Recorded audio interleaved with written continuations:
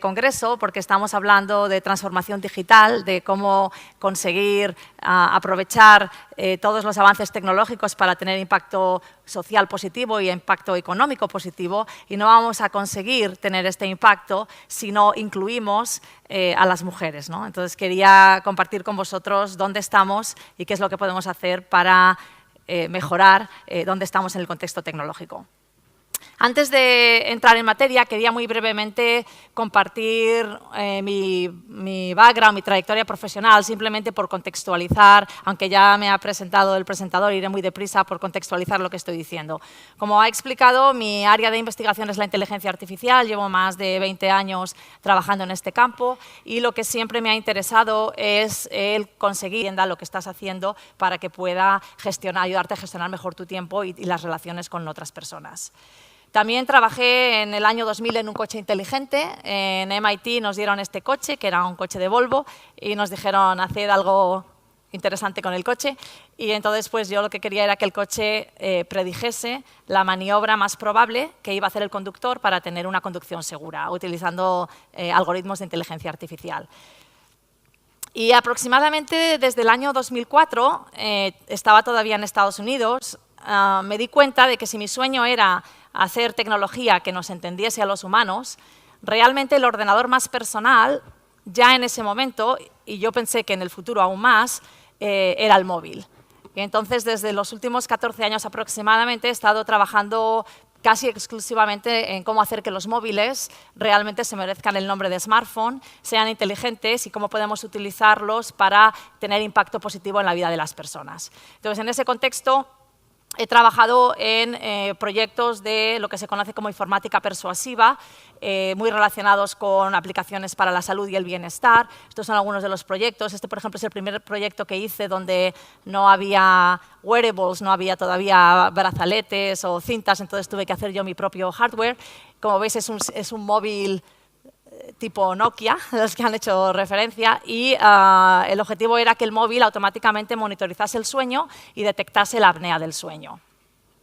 Y desde que regresé a España en el año 2008, he tenido la oportunidad de trabajar no solamente con smartphones y cómo hacer que el smartphone, utilizando los sensores del smartphone, nos entienda y nos ayude, sino también trabajar con los datos de la red de telefonía móvil, sobre todo analizados de forma agregada, para ayudarnos a modelar el comportamiento humano a gran escala y ayudarnos a tomar mejores decisiones, por ejemplo, de salud pública, o si hay un desastre natural, o para entender el desarrollo económico de una región. Además de mi trabajo científico, creo que es muy importante comunicar los avances científico-tecnológicos a la ciudadanía, porque considero que hay una brecha muy grande ahora mismo sobre dónde está la tecnología y dónde está el conocimiento del ciudadano o la ciudadana medios. Entonces, en tanto en cuanto puedo, doy charlas más de divulgación científica, como podría ser la charla de hoy, y hay muchas charlas en Internet que podéis ver.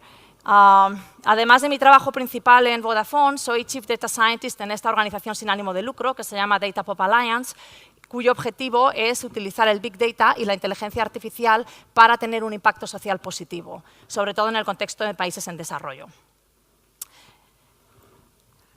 Antes de empezar a entrar en materia sobre mujeres y tecnología, quería destacar algunas tendencias tecnológicas de contexto que indican un poco el mundo en el que vivimos, ¿no?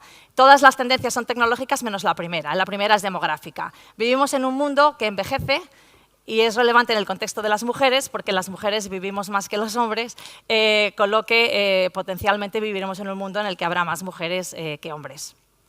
Vivimos en un mundo móvil, ha hecho la pregunta antes el presentador, alguien que no tenga móvil, nadie ha levantado la mano. Hay en el mundo más móviles que humanos, hay aproximadamente 5.100 suscriptores de móviles, menos de los 7.000 millones de personas en el mundo, porque muchos de nosotros tenemos dos móviles, más de un móvil, y obviamente hay grupos demográficos que no tienen móvil, como los niños o personas mayores, etcétera.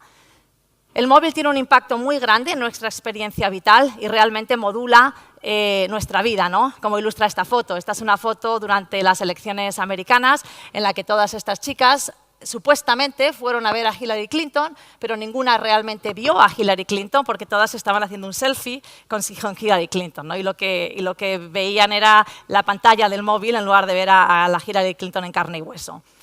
Vivimos en un mundo en el que no solamente tenemos móviles, en el que cada vez más los objetos van a estar conectados, tienen conectividad, tienen una pequeña capacidad de computación, lo que se conoce como el Internet de las cosas, donde, dependiendo de la predicción, pues puede haber de 20.000 millones a 50.000 millones de objetos conectados en el año 2020.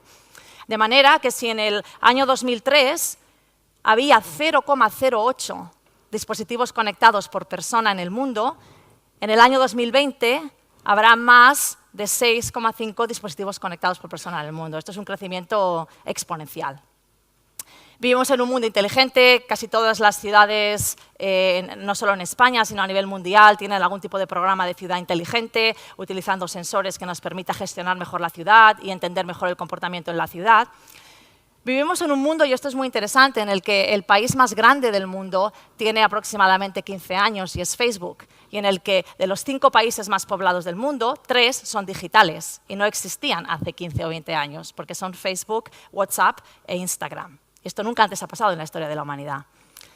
Y vivimos en un mundo global, en el que tanto desde un punto de vista digital como desde un punto de vista físico tenemos la máxima movilidad ahora mismo que en nuestra historia, ¿no? Donde realmente no hay barreras. No hay barreras, obviamente, en el mundo digital, por eso Facebook es el país más grande del mundo, pero tampoco hay barreras físicas. Cada vez hay menos barreras físicas, ¿no? Y podemos movernos a cualquier lugar del mundo muy rápidamente.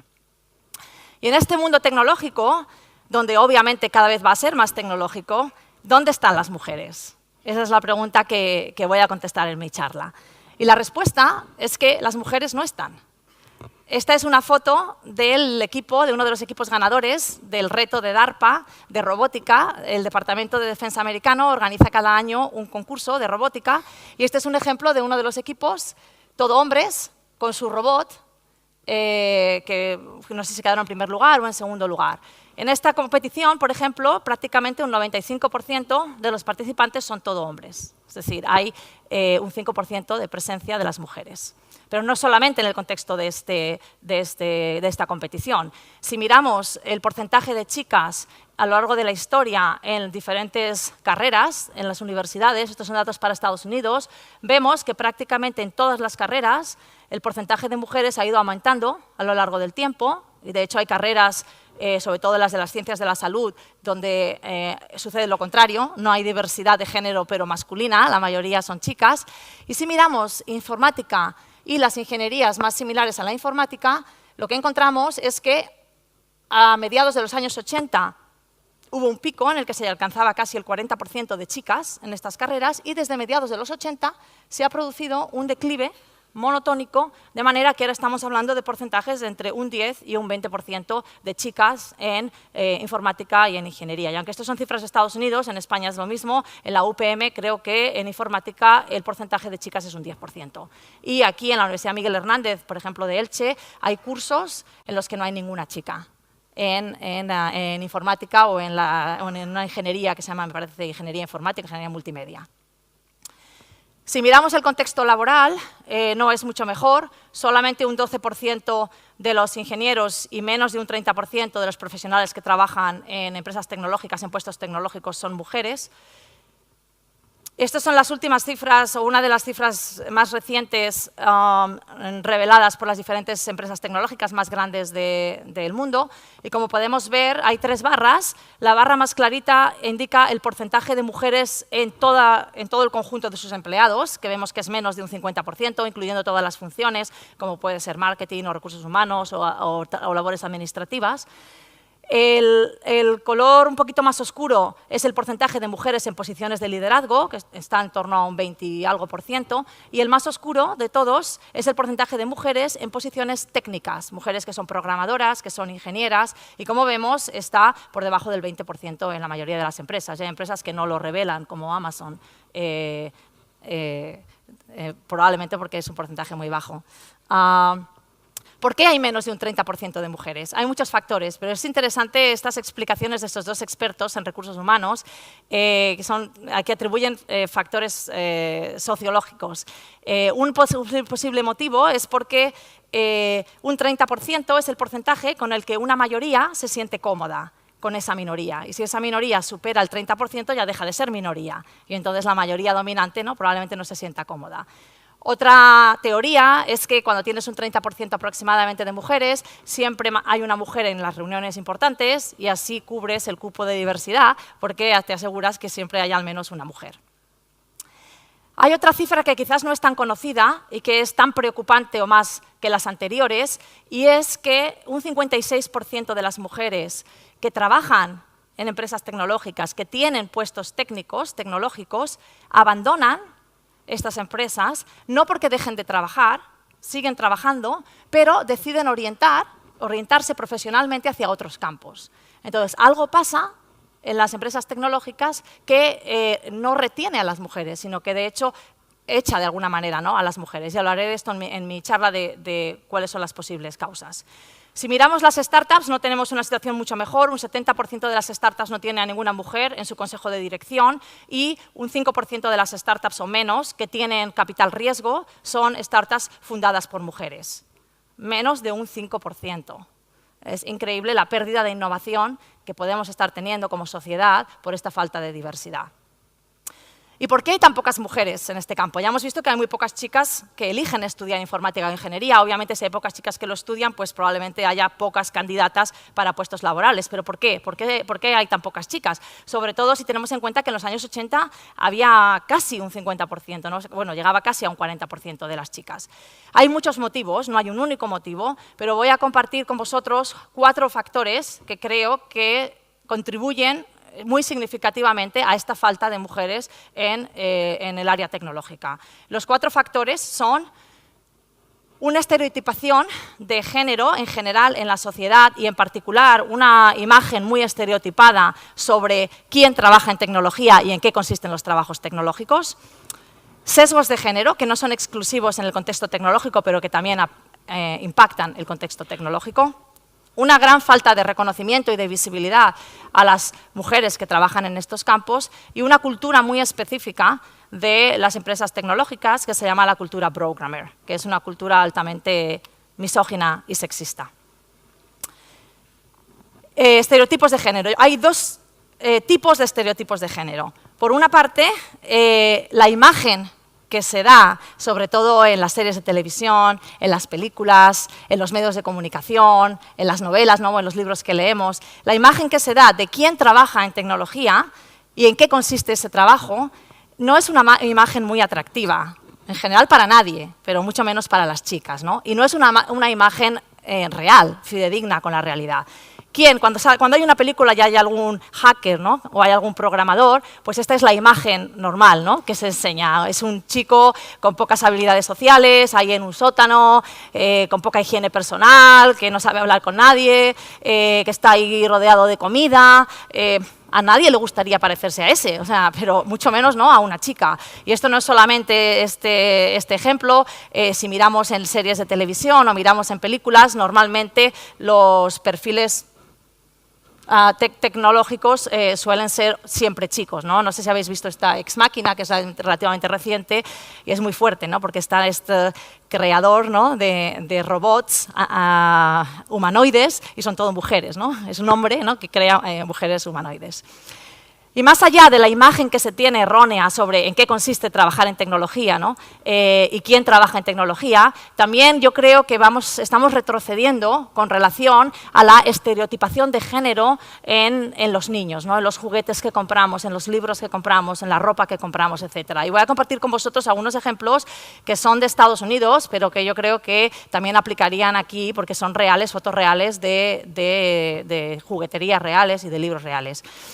Esto es un ejemplo de Toys R Us. Bueno, Toys R Us se fue a bancarrota, pero para maquillarse, perritos, gatitos, muñecas, y luego están los pasillos azules de los chicos que tienen cosas de construcciones, cosas de electrónica, coches, etc. Si miramos los catálogos tenemos lo mismo. A las niñas, ¿qué es lo que se les vende? Pues se les vende cosas sobre su belleza, sobre animalitos, sobre muñecas, y a los niños se les vende experimentos científicos, construcciones, bricolaje, etcétera. Si miramos los libros, este es un libro más antiguo que no tiene desperdicio, os recomiendo que lo miréis, el libro entero está en internet, solamente he elegido esta página porque me parece muy fuerte, pero son todas así. Dice, los niños inventan, las niñas usan lo que los niños inventan. Y esto es lo que están leyendo los niños. Y este es un libro más antiguo, ¿no? Pero podemos pensar, bueno, la sociedad ha cambiado mucho, ¿no? Pero estos son libros recientes. ¿Qué se le vende a las niñas? Cómo ser maravillosa. ¿Cómo es estar guapa? ¿Qué se le vende al niño? ¿Cómo ser inteligente? Este es otro ejemplo real. Este es un cerebro de una niña y este es un cerebro de un niño. ¿Qué tiene el cerebro de la niña? El pop, la moda, el estar guapa, el club de lectura. ¿Qué tiene el niño? Coches, tecnología, gadgets, etc. Esto es real, del siglo XXI, y es lo que estamos comprándole a nuestros hijos. Más allá de esta estereotipación de género, todos, y esto aplica a todas las disciplinas, pero también en el contexto tecnológico, todos nosotros somos víctimas de lo que se conoce como sesgos de género, que supongo que muchos de vosotros conocéis. ¿Qué es un sesgo de género? Un sesgo de género es un tratamiento injusto a personas que serían equivalentes realmente, que no merecerían ser tratadas de manera diferente, simplemente por el hecho de tener género o sexo diferente. Y normalmente este tratamiento injusto es inconsciente, es subconsciente, no es algo que conscientemente digamos, ah, no, pues porque es una mujer la voy a tratar peor. No, realmente es algo que está en todos nosotros y que es subconsciente. Voy a compartir con vosotros dos estudios científicos que corroboran la existencia de este sesgo de género y que es muy importante que todos sepamos que lo tenemos, tanto hombres como mujeres, para que adoptemos estrategias que contrarresten la existencia de este sesgo de género. ¿Cuáles son estos estudios? El primero, que es muy famoso, es el estudio de Karen versus Bryan, que fue publicado en el año 99. No sé si alguien lo conoce, este estudio. Karen versus Bryan, ¿no? Okay. Os lo voy a contar porque realmente fue pionero y los resultados fueron muy sorprendentes. Lo que hicieron en este estudio fue lo siguiente. Querían ver si efectivamente existían los sesgos de género. Y entonces a los equipos de búsqueda de profesores en las facultades de psicología de universidades americanas les enviaron dos tipos de currículums. Les enviaron un currículum que se llamaba Bryan y donde tenía pues, todas las publicaciones, etcétera, etcétera, y otro currículum donde la candidata se llamaba Karen y que tenía exactamente lo mismo que Bryan. Es decir, eran dos currículums idénticos, salvo que en uno se llamaba Bryan y en el otro se llamaba Karen. Y el resto del currículum era una copia idéntica, porque lo que querían identificar en este estudio era si simplemente porque te llames Karen o porque te llames Bryan, la evaluación que recibes es diferente, lo cual revelaría que hay un sesgo de género. Y tenemos que tener en cuenta que los evaluadores de estos currículums eran gente muy educada. Educada quiero decir con mucha educación. Eran profesores de facultades de psicología, es decir, tenían un doctorado en psicología. No estamos hablando de gente que no tenía educación superior. Bueno, pues ¿qué pasó en este estudio? Pues lo que encontraron fue que en todos los comités de búsqueda de candidatos, que eran profesores todos de las facultades de psicología, todos prefirieron el doble de veces contratar a Bryan que contratar a Karen, aunque los dos tenían el mismo currículum. Además, hicieron el mismo estudio, pero para posiciones más senior, no para profesor, en inglés se dice asistente, assistant professor, profesor de entrada, sino para un profesor que ya tuviese tenure, que fuese como un catedrático aquí en España. Bueno, pues en ese caso, preferían 4 veces contratar a Bryan que contratar a Karen, aunque tenían exactamente el mismo currículum. Y además, y esto es muy interesante, los comentarios que se hacían para justificar por qué se prefería a Bryan versus Karen eran muy interesantes y eran comentarios que no se hacían con relación al candidato masculino. Y, por ejemplo, decían, bueno, es que no podemos evaluarla porque tendríamos que ver su charla. O incluso dudaban de su producción científica, decían, bueno, a saber si ha escrito ella esos papers, o a saber si ha conseguido ella la financiación, aunque era exactamente lo mismo que ponía para el candidato masculino, ¿no? Entonces, este estudio realmente revolucionó, tuvo mucho impacto, porque realmente desveló esta existencia de sesgos de género en todos nosotros, porque los comités eran tanto hombres como mujeres, y tanto los hombres como las mujeres tenían una percepción negativa de las mujeres. Es un estudio del 99, entonces ha habido estudios posteriores para ver si, como la sociedad ha cambiado, ¿no?, y cada vez tenemos más conocimiento de la existencia de estos sesgos, por ejemplo, pues si de alguna manera ha mejorado la situación. Y quería compartir con vosotros este estudio del 2012, publicado en PNAS, donde hicieron algo similar. Tenían 127 candidatos, de nuevo los currículums eran idénticos, solamente cambiaba el nombre, y aquí en lugar de ser para ser candidatos para profesor de universidad, eran candidatos para un trabajo en una empresa. Y lo que encontraron fue que tanto hombres como mujeres le daban las peores evaluaciones a las candidatas chicas, aunque tenían el mismo currículum que los candidatos chicos. Sistemáticamente se consideraba que la candidata chica era menos competitiva, tenía peores competencias, era menos adecuada para la posición. Y esto es interesante porque yo creo que explica en parte la brecha salarial, a la candidata femenina se le ofrecía hasta un 40% menos de salario que al candidato masculino, teniendo currículums idénticos. Esto ha pasado hace 5 años en Estados Unidos. De manera que muchas veces podemos tener la situación que se describe en esta viñeta, ¿no?, que dice, lo siento, pero no eres el hombre adecuado para este trabajo, ¿no?, y hay una candidata femenina. La existencia de este sesgo de género, que como he dicho nos afecta a todos, tanto a hombres como mujeres, sigue existiendo. Este es un estudio reciente de hace unos meses, y solamente donde entrevistaron a mujeres, y solamente un 8% de las mujeres a las que entrevistaron reportaron que nunca habían visto ningún tipo de sesgo de género. Es decir, un 92% de las mujeres que habían entrevistado habían observado o habían vivido alguna vez algún tipo de sesgo de género en su experiencia profesional. La tercera causa que contribuye a que haya pocas mujeres en la tecnología no es una causa solo del contexto tecnológico, pero contribuye en el contexto tecnológico porque al haber muy pocas mujeres, si estas mujeres no tienen visibilidad y no tienen reconocimiento, es muy difícil que inspiren a niñas y adolescentes a que estudien este tipo de carreras. El primer dato con relación a falta de reconocimiento es la brecha salarial, de la que ya he hablado. La brecha salarial no solo es específica del contexto tecnológico, pero también existe en el contexto tecnológico. En Estados Unidos, en lo que se conoce como carreras STEM, que es Science, Technology, Engineering and Math, por cada $1 que gana un hombre, una mujer gana 86 céntimos, es decir, un 14% menos que los hombres. Además, si miramos el número de premios o reconocimientos que se da a las mujeres versus a los hombres en diferentes campos de estas disciplinas STEM, vemos que las mujeres reciben entre un 50% o un 25% de los premios que deberían recibir si vemos el número de mujeres con doctorados en estos campos versus el número de hombres.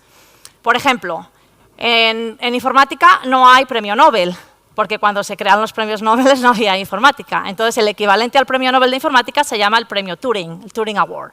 Es un premio que se otorga todos los años. Se ha otorgado todos los años desde el 1966 y solamente se lo han dado a 2 mujeres y media.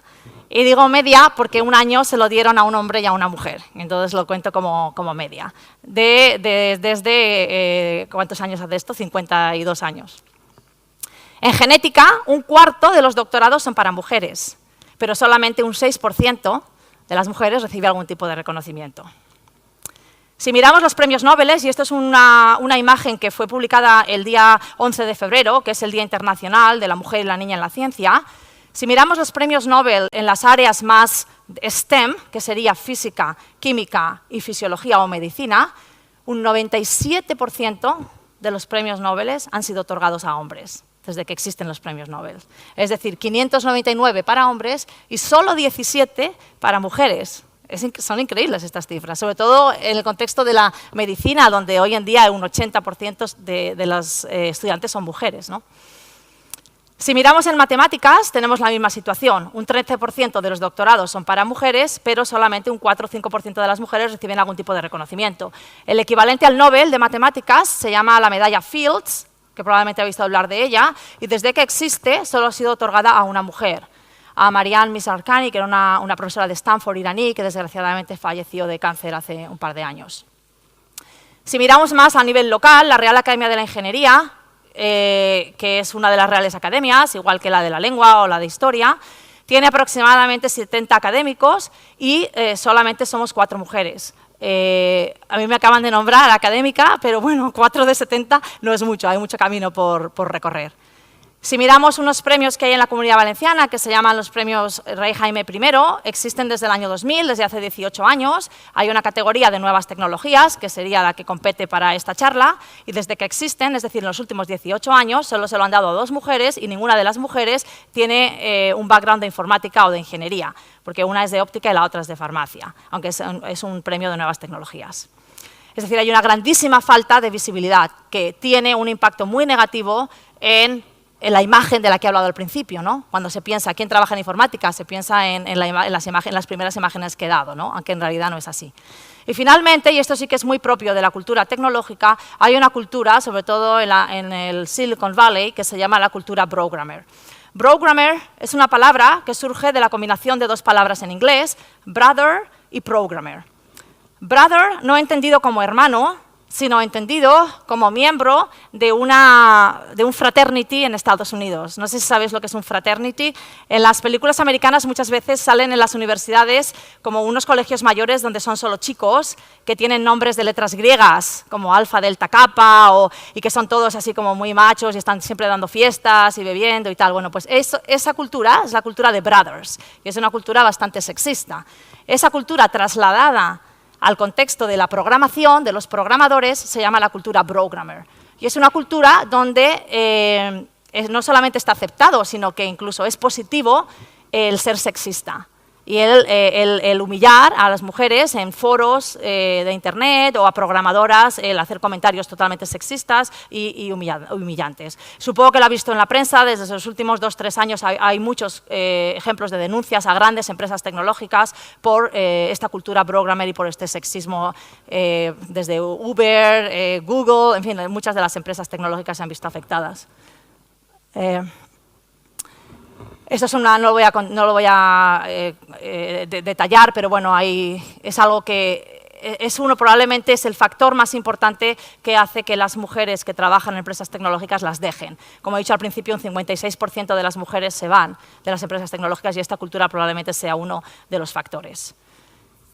Al mismo tiempo, todos sabemos, y todos los estudios nos enseñan, que la diversidad enriquece, y no solamente enriquece metafóricamente, sino que también enriquece literalmente. Las empresas que tienen diversidad son empresas que tienen mejores resultados. La innovación es mucho mejor cuando los equipos son diversos. Entonces, tenemos una oportunidad que no estamos aprovechando, porque tenemos, como he explicado al principio, un mundo altamente tecnológico, cada vez más tecnológico, y sin embargo estamos ignorando al 50% de la población. El coste económico de no incorporar al 50% de la población es probablemente de miles de millones de dólares. ¿Qué es lo que podemos hacer para cambiar esta realidad? Entonces, quería compartir con vosotros algunas ideas de lo que considero que se podría hacer para intentar atraer a más chicas a que estudien carreras tecnológicas y también retener a las mujeres que están trabajando en carreras tecnológicas y en puestos tecnológicos.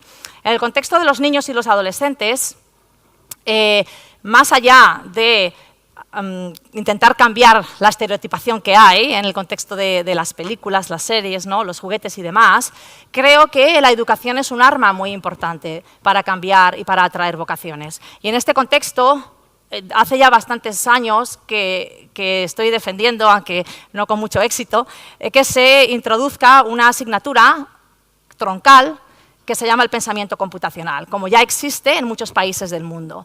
Esta asignatura no es llevar tablets al aula y tampoco consiste en enseñar a programar. Es una asignatura que tiene 5 áreas de competencia, que son 5 áreas realmente útiles, no solo en el contexto tecnológico, pero para entender el mundo en el que vivimos, ¿no? La primera son los algoritmos, seguro que todos habéis oído hablar de algoritmos, es un poco la metodología que se sigue para escribir programas de ordenador y para resolver problemas en los ordenadores, pero realmente fomenta una manera de pensar y de estructurar los problemas complejos en partes más sencillas, que es muy útil para muchas áreas de la vida y para muchas otras disciplinas. Luego tiene la programación, porque es el lenguaje con el que te comunicas con los ordenadores, igual que aprendes inglés o francés, pues aprendes lenguajes de programación. Luego hay un área muy importante que son los datos, cada vez más importantes. Los niños y los adolescentes hoy en día no tienen ni idea de qué datos están generando, de que esos datos son personales o no son personales, de que esos datos se quedan ahí para siempre, ni idea.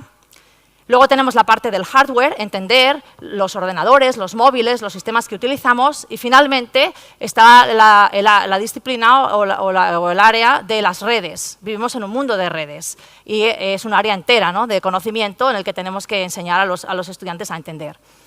Más allá de que consigamos preparar a las próximas generaciones a contribuir al mundo en el que vivimos, conseguiríamos eliminar el género de la tecnología. Porque de la misma manera que todos aprenden a leer y a escribir y nadie dice, ah, no, es que leer es de chicas o leer es de chicos, si todos aprenden pensamiento computacional con naturalidad desde primero de primaria, nadie pensaría que la tecnología es una cosa de chicos, porque todos lo aprenderían por igual. Y conseguiríamos eliminar este sesgo tan grande de imagen que hay, ¿no?, con relación a quién trabaja en tecnología, en qué consiste la tecnología y demás. Y quería destacar un dato que es muy sorprendente y que cada vez se está bajando más la edad. Hace unos años se pensaba que la edad en la que las chicas tenían una percepción de sí mismas inferior a la de los chicos con relación a las disciplinas STEM, a las matemáticas, la tecnología, la ingeniería y demás, esa edad antes era entre los 10 y 11 años. Es decir, hasta los 10 11 años todo el mundo, niños y niñas, se consideraban igual de buenos en todas las asignaturas, y en esa edad, de alguna manera, algo pasaba que hacía que las niñas pensasen que ellas no eran tan buenas. Bueno, pues esa edad ahora está en los 5 o 6 años. Ha bajado en lugar de subir. En realidad no debería haber ninguna edad en la que pensemos que no somos igualmente de buenos, ¿no? Pero estamos retrocediendo en lugar de estar avanzando. Además, creo que es importante no solamente desarrollar estas habilidades de pensamiento computacional, sino que invertamos en desarrollar habilidades de las inteligencias social, emocional y creativa que la tecnología hoy en día no nos permite cultivar y que son muy importantes porque nos va a ayudar a minimizar los sesgos de género que tenemos, por ejemplo, o a eliminar esta cultura programmer de la que estamos hablando, ¿no? Si educamos en el respeto a los demás, en la igualdad, si educamos una serie de habilidades sociales y emocionales que ahora mismo no estamos realmente cultivando, conseguiremos también mejorar la naturalidad con la que equipos diversos, ¿no?, y equipos de diferentes tipos pueden trabajar juntos. Además, creo que es muy importante que invirtamos más en educación a la ciudadanía. No sé cómo, no sé si son campañas de publicidad, si son series, si son más artículos en los medios de comunicación, pero quería compartir con vosotros las 100 noticias más leídas del mundo, y si veis las 3 primeras, Robina, yo me preguntaba por qué no estoy muerta, Risto Mejide, que no sé quién es, me ha costado mucho de dinero tener huevos, Fernando Alonso, no sé qué. O sea, es que no hay ninguna noticia de nada tecnológico ni científico cuando vivimos en un mundo altamente tecnológico. Entonces, algo pasa que hace que realmente la ciudadanía no se interese por estos temas ni tampoco tenga el conocimiento necesario sobre estos temas. Creo que es muy importante que demos más visibilidad a las mujeres que trabajamos en estos campos para romper esta imagen de que quien trabaja en tecnología pues es un chico gordito, con pocas habilidades sociales, etc. Aquí hay muchas iniciativas, casi todas las facultades de informática de todas las universidades de España tienen iniciativas, hay muchas ONGs que tienen iniciativas, pero yo creo que aquí la observación personal mía es que quizás hay demasiadas iniciativas, hay mucha fragmentación y que estas iniciativas a lo mejor no tienen la visibilidad que merecen. Porque si son iniciativas para dar visibilidad a las mujeres, pero la iniciativa no tiene visibilidad, no van a poder dar visibilidad a nadie. Entonces os quería preguntar, ¿alguno de vosotros ha oído hablar de alguna de estas iniciativas? Obviamente algo falla aquí también, porque debe de haber, yo qué sé, más de 50 probablemente a nivel nacional, pero de alguna manera nadie ha oído hablar de ellas, con lo cual algo está pasando que no funciona. Otra idea es promover el que se hagan evaluaciones ciegas de género. Y quería compartir con vosotros el caso de las orquestas sinfónicas, que a lo mejor conocéis, pero que es un caso muy emblemático en el contexto de eliminar los sesgos de género. Hasta los años 70, en las orquestas sinfónicas no había mujeres, solo había un 5% de mujeres. Y el motivo era porque se decía que las mujeres no podían ser virtuosas en ningún instrumento, que ser virtuoso era un concepto de hombres, era algo genético, y que solamente todos los virtuosos eran hombres. Entonces hubo una orquesta sinfónica que dijo, bueno, vamos a ver si esto es verdad o no. E introdujeron lo que se conoce como las audiciones ciegas, donde lo que hicieron fue poner un panel negro entre el jurado que escucha a los candidatos para la orquesta y los candidatos que están tocando los instrumentos. Bueno, pues cuando introdujeron estas audiciones ciegas en las que tú no veías ni el género, ni la cara, ni nada del candidato o candidata, consiguieron aumentar el número de mujeres en las orquestas sinfónicas a un 50%, con lo cual esta idea de que las mujeres no son virtuosas obviamente no tenía un sustento, ¿no?, científico. Hay una puntualización aquí muy interesante, y es que cuando pusieron la pantalla, se dieron cuenta de que el jurado podía oír las pisadas de los candidatos y las chicas, como llevaban tacones, podían saber quiénes eran chicas. Entonces tuvieron que refinar el método para que fuesen descalzos o algo así, o llevasen algún tipo de calzado que fuese el mismo para todos, porque si no se podía discriminar por el sonido. ¿Y qué podemos hacer en el contexto de las mujeres que trabajamos en la tecnología? Yo creo que es muy importante ofrecer oportunidades de crecimiento. Casi todos los estudios encuentran que las mujeres sienten que no están siendo promocionadas, por ejemplo, al mismo ritmo que sus compañeros hombres, aunque piensan que están haciendo un trabajo igual o mejor que el de sus compañeros. Entonces, en este contexto, quería compartir con vosotros una iniciativa que están aplicando en algunos laboratorios, de hecho, de biología, donde hay muchas mujeres, y que puede ser interesante intentar replicar en algún otro tipo en vuestras empresas o en vuestras instituciones. Y es la siguiente idea. En el contexto de las ciencias biológicas, donde hay muchas mujeres de grado, hay una estructura piramidal, bueno, realmente en todas las carreras, ¿no?, donde hay muchas mujeres en las partes bajas y hay muy pocas mujeres que sean directoras de grupo, o que sean directoras de laboratorios, o que sean directoras de hospitales, etc. Entonces, algunos laboratorios de investigación, cuando tienen una posición de liderazgo, lo que están haciendo es que exigen que como mínimo haya una candidata femenina competitiva para esa posición. De manera que si no hay ninguna candidata femenina, declaran la posición desierta, para fomentar a que se presenten más chicas, porque lo que se habían dado cuenta es que no tenían candidatas. Sabían que existían, porque sabían que había postdocs, mujeres que estaban trabajando en estos campos, pero de alguna manera las mujeres no se presentaban a las posiciones. Entonces, para animarlas, han creado esta idea, y con esto, por ejemplo, han conseguido que 2/3 de las nuevas contrataciones de Principal Investigator sean mujeres, ¿no?, simplemente animando a que se presenten. Entonces, esto es muy interesante porque hay muchos estudios que encuentran que las mujeres solemos tener más aversión al riesgo que los hombres, de manera que muchas veces ni siquiera nos presentamos a cosas si pensamos que no las vamos a conseguir o que no cualificamos, ¿no?, que vamos a fracasar. Mientras que los hombres, obviamente estoy generalizando, y estas son todo estadísticas, tienden a tener una aversión al riesgo menor, ¿no? Entonces, implementando iniciativas como esta, ayudas a igualizar un poco y animar a que se presenten más chicas. Es muy importante establecer redes de mentoring. Uno de los motivos por los que las mujeres se van de las empresas tecnológicas es porque no tienen una red de mentoring que les ayude a no sentirse solas y a darles consejo profesional cuando lo necesiten. Creo que los humanos somos muy buenos, actuamos conforme a cómo se nos recompensa, y si recompensamos la diversidad, yo creo que conseguiremos más diversidad. Entonces, otra idea muy sencilla es recompensar la diversidad. Los equipos que sean diversos, que de alguna manera pues tengan, tengan más beneficios que los equipos que no son diversos, ¿no? Porque lo que se recompensa normalmente es lo que modula el comportamiento, ¿no?, que hacemos. Y luego, y esto es una gran ventaja de las empresas, de los trabajos tecnológicos, es la flexibilidad laboral.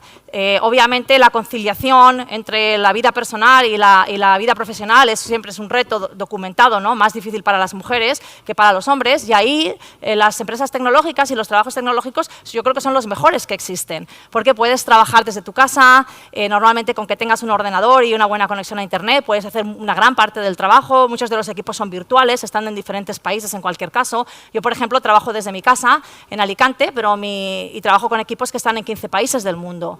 Y mi trabajo con Data Pop Alliance está en Nueva York y en Boston, y puedo trabajar desde España, ¿no? Esto es algo que hay muy pocos trabajos en los que lo puedas hacer, y que en los trabajos tecnológicos puedes hacerlo.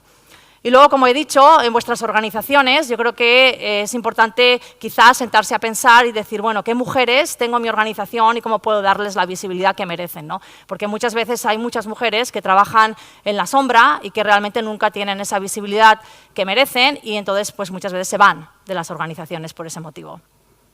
Quería, para terminar, compartir con vosotros este manifiesto que también lo publicaron el Día de la Mujer y la Niña en la Ciencia, el 11 de febrero, con algunas ideas para cómo conseguir fomentar más vocaciones científico-tecnológicas en las niñas y en las chicas. Y ya termino pues, con una invitación a que pues, cada uno de vosotros intentéis aportar vuestro granito de arena, ¿no? Vivimos en un mundo tecnológico donde desgraciadamente no hay diversidad de género y donde sabemos que si hubiese más diversidad de género tendríamos un mundo mejor. Y entonces mi pregunta es, ¿qué es lo que podéis hacer cada uno de vosotros? Todos conocéis a niñas, conocéis a chicas, o tenéis hijas o alumnas. ¿Qué podéis hacer para contribuir a que haya una mayor diversidad de género en el mundo tecnológico? Muchas gracias.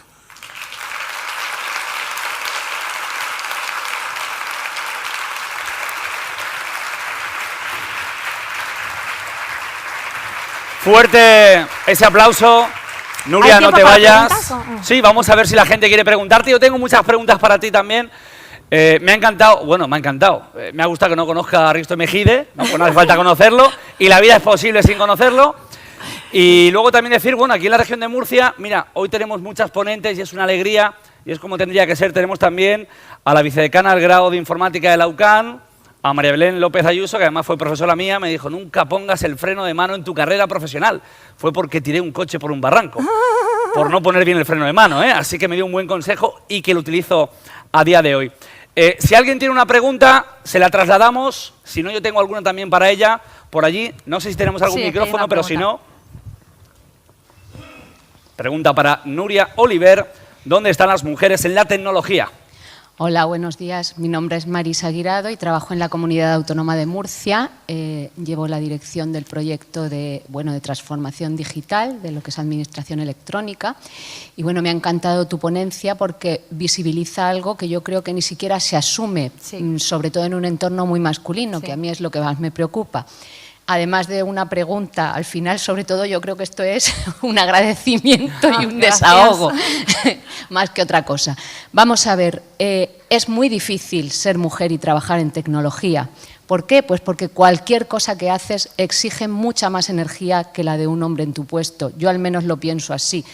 Además de que en casa llevamos una carga mayor, porque este es un país donde todavía no se ha avanzado mucho en la igualdad, en el sentido de compartir las tareas domésticas, en el propio trabajo, para una mujer defender nuestro punto de vista, y más si trabajamos en puestos donde aportamos ideas, donde innovamos, donde tenemos que aportar nuestra creatividad, es muy difícil, porque muchas veces no se da crédito a nuestras propuestas. Es muy difícil defender tus ideas en un mundo de hombres. Yo en muchas ocasiones encontraba, sobre todo cuando llegaba a las reuniones, que mis compañeros entraban en la reunión ya con un esquema definido, o sea, con una cuadrícula, con un resumen de lo que iban a exponer en esa reunión, lo tenían clarísimo. Yo funcionaba que según lo que iba escuchando, iba incorporándolo para intentar hacer una propuesta que incorporara aportaciones de todo. Durante mucho tiempo pretendí llegar a pensar como ellos, quería llegar a ser como ellos, hasta que descubrí leyendo que mi cerebro funciona como el cerebro de una mujer y que en ocasiones también aporta riqueza a toda... Sí, a ver, en esto quería hacer una puntualización ahí porque creo que es muy importante. A ver, yo toda mi vida obviamente he estado en minoría, he sido la primera, y de hecho me dijeron que fui la primera directora en Telefónica I+D que se contrató nunca, mujer. Soy la primera mujer en Vodafone, directora de investigación de datos. El equipo, aunque intentamos que haya mucha diversidad, no tenemos obviamente el 50%, etcétera. Entonces, es muy importante lo que has dicho con relación a no fingir que eres un hombre, porque en realidad no estarías aportando diversidad. He dicho que la diversidad enriquece, tanto metafórica como literalmente, pero la diversidad no es fácil de gestionar. Los humanos tendemos a lo que se conoce como la homofilia. Nos sentimos mucho más cómodos con personas como nosotros. ¿Por qué? Porque personas como nosotros hablan el mismo idioma que nosotros, piensan como nosotros, casi no tienes ni que hablar, ya te entiendes. La diversidad es dura, porque lo que te hace es que te expone a maneras de pensar diferentes a la tuya, a maneras de trabajar diferentes a la tuya. Y eso no nos gusta a nadie, ni hombres ni mujeres.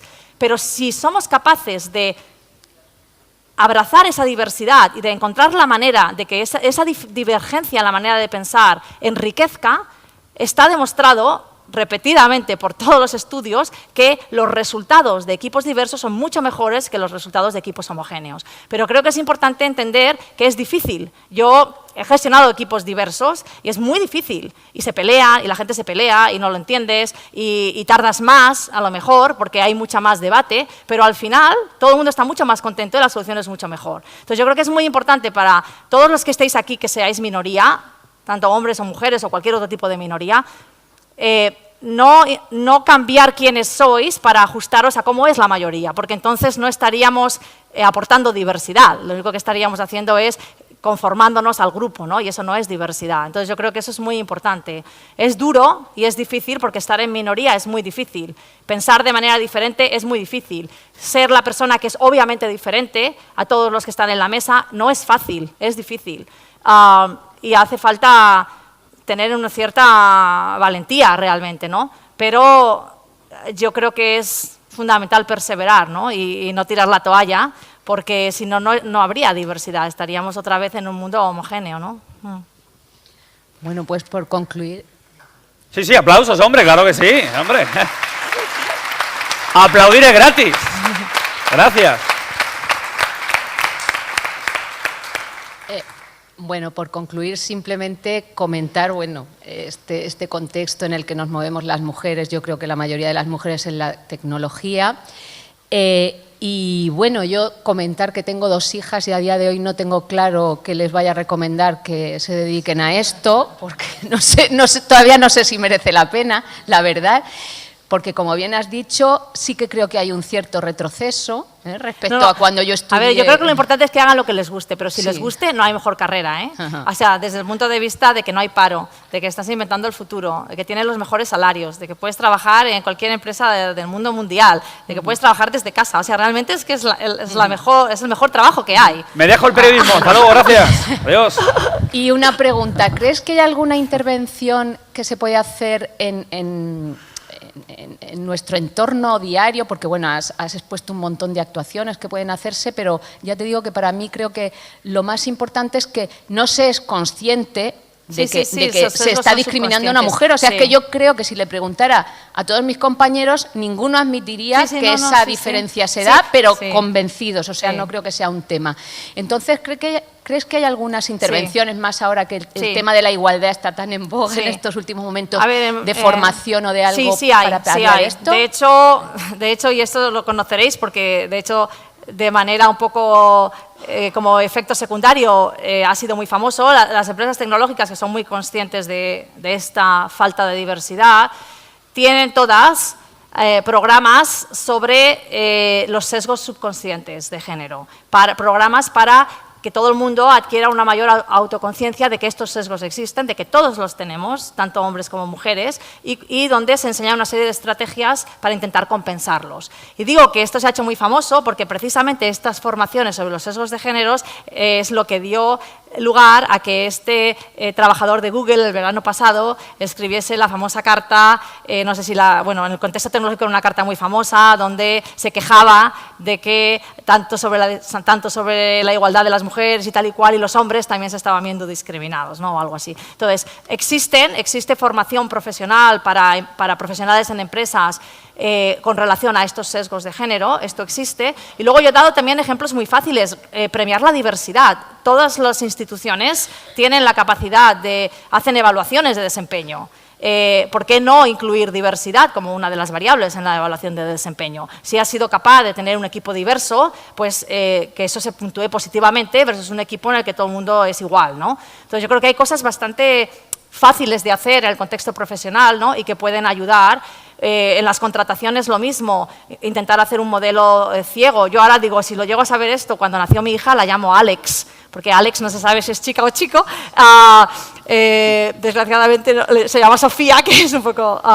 Entonces yo, por ejemplo, creo que, pensando sobre el tema del nombre, ¿no? La importancia que tiene el nombre ya para marcarte, mi apellido es Oliver. Y Oliver, es Oliver, pero en inglés es Oliver. Y Oliver puede ser un nombre. Entonces, yo creo que casi toda mi vida se han pensado que yo era un hombre, porque en mi email y en tal pone Oliver y se piensan que mi nombre es Oliver y Nuria debe de ser el apellido o algo así, ¿no? Y luego pienso, igual me he beneficiado por el hecho de que me llame Oliver, ¿no? Entonces, bueno, yo creo que en el contexto profesional hay recursos y hay cosas que se pueden hacer. En el contexto de los niños, ¿no? y las niñas, yo creo que ahí hace falta mucha educación a la ciudadanía, a los padres, a las madres. Tú misma que conoces este campo dices, yo no animaría a mis hijas. Es triste oír esto, ¿no? Porque realmente son las áreas de más futuro.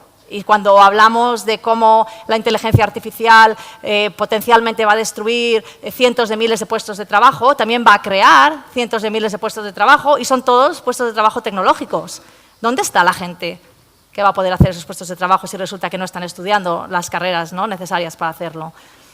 Entonces yo os animaría a todos a que animéis a las chicas a que lo hagan. A ver, no es fácil, pero tampoco es que estés sufriendo en el trabajo cada día, ¿no? Y luego lo que he dicho, todos los estudios encuentran que tener una red de mentoring ayuda mucho, porque te ayuda a darte cuenta de que aunque seas una minoría, no estás sola. Entonces, también en el contexto profesional, yo no sé si vosotros en las administraciones podéis tener una red de mentoring donde haya tanto hombres como mujeres más senior que puedan hacer mentoring a gente más junior y donde idealmente también pues, más mujeres se puedan ver conectadas, ¿no? y apoyarse mutuamente. Esto está demostrado que también ayuda mucho. Bueno, pues no sé si tenemos alguna pregunta más por aquí. Si tenemos una pregunta. Hola, buenos días, Nuria. Soy Elisa Martín, de IBM, y mi pregunta es que en algún momento, en el área de la medicina, ahora mismo la realidad es que hay un balance positivo hacia las mujeres dentro de ese área, y en algún momento eso cambió, ¿vale? ¿Habéis pensado o analizado esos momentos y cómo ese momento se podría trasladar al área de la tecnología? Sí.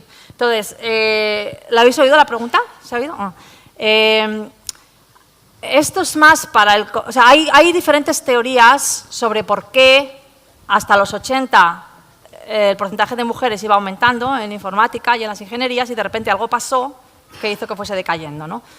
Entonces, hay diferentes teorías. Hay una teoría que probablemente es una de las más aceptadas, que es la teoría del desarrollo de los ordenadores personales. Tú has hablado del Atari al principio. Entonces, y esto supongo que muchos de vosotros lo sabéis, porque además ahora con la película Hidden Figures, Figuras Ocultas, se ha contado un poco la historia de las programadoras de la NASA, ¿no? Si no habéis visto la película, os la recomiendo, es muy buena.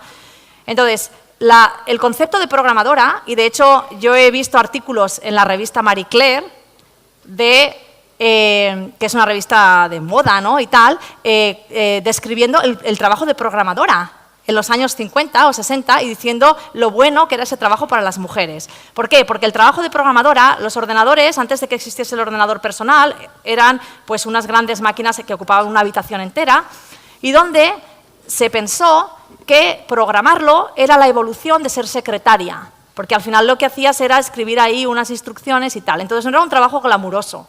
Y la mayoría de las programadoras eran mujeres en los años 50 y 60. Lo que era glamuroso era ser ingeniero, y los ingenieros eran los hombres, pero las programadoras eran mujeres. Cuando llegaron los ordenadores personales, una de las preguntas que se hicieron los fabricantes de ordenadores personales era ¿y esto para qué sirve? ¿Cuál es el value proposition que le vamos a hacer a la gente para que lo compre? Y entonces la respuesta fueron los videojuegos.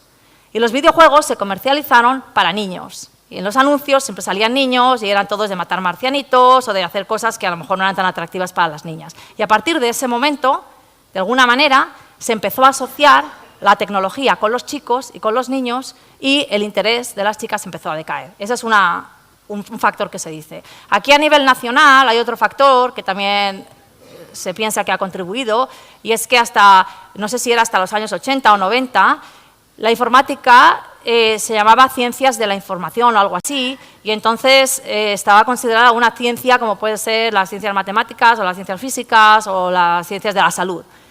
Y en un determinado momento se cambió a ingeniería informática. Cuando se le llamó ingeniería informática, empezó a decaer también el interés y el número de las chicas. Entonces yo creo que obviamente hay un gran problema de imagen, de en qué consisten estas carreras y quién trabaja en estas carreras. En Estados Unidos, para intentar compensar o intentar romper esta imagen negativa, hay programas, y con mucho éxito se está teniendo, de informática, donde lo que se enfatiza de la informática son las aplicaciones sociales de la misma. Es decir, no es programar por programar. Realmente tú programas porque quieres usar el ordenador para resolver algún problema. No es que quieras tener ahí un programa en abstracto en el ordenador haciendo nada, ¿no? Entonces, lo que se enfatiza mucho y como se enseña es desde el punto de vista de decir, estos son problemas, y muchos son problemas de impacto social, cómo podemos utilizar la tecnología para resolverlos. Y con ese acercamiento más social y más humano están consiguiendo atraer a más chicas. Porque la imagen esta de los 80, de estar ahí delante de un ordenador o jugando videojuegos o haciendo un programa que no se sabe muy bien para qué, pues por lo visto no es muy atractiva para muchas de las chicas, ¿no? Entonces, esto es algo que aquí, la verdad que aquí en España no lo sé, si hay ninguna facultad, y a lo mejor es una oportunidad para Murcia, si hay gente de la Facultad de Murcia, para de alguna manera reorientar el currículum de informática y tener un enfoque más, no tanto en sistemas operativos o bases de datos o lo que sea, sino, yo qué sé, sistemas operativos para algo útil o yo qué sé, de manera que se pueda aplicar, ¿no? Más en un contexto social que parece que ahí sí que hay una diferencia de género. Motiva más a las chicas y a las niñas el cerrar el bucle, ¿no? Y el decir, no, yo hago esto porque puedo ayudar a este, puedo ayudar al otro, puedo tener ese tipo de impacto. Pues vamos a darle ese fuerte aplauso a Nuria Gracias. Oliver. Gracias.